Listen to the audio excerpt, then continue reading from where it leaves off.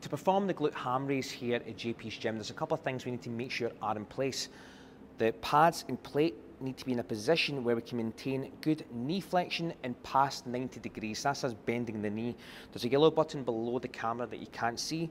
This moves the plate forward and back to make sure we're in the right position to start with. So we want the knees to be on this part of the pad.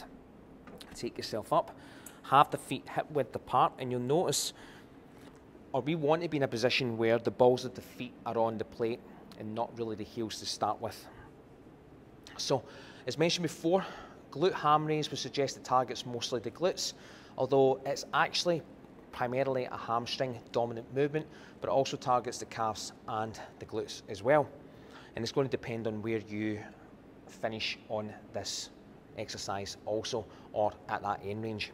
So, to start, push your feet into the plate. You'll notice I start to come over the pad and my knees start to straighten out and come off the pad.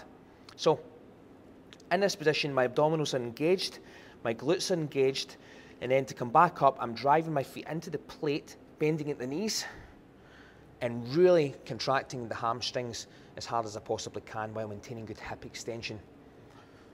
So the glutes could get a little bit more involved here if I actually hinged over the pad. See that? So then I'd need to extend the hips first, then push into the plate, bend at the knees.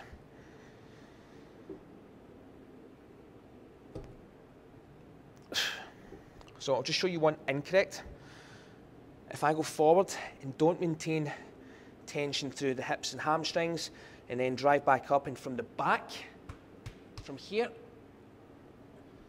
this is where the low back and the spinal extensors have to do too much work, and that can lead to a little bit of pain through that area and potential overuse issues and injuries. So we want to make sure that we're using the right muscles at the right time. So that is the glute ham raise here at JP's gym.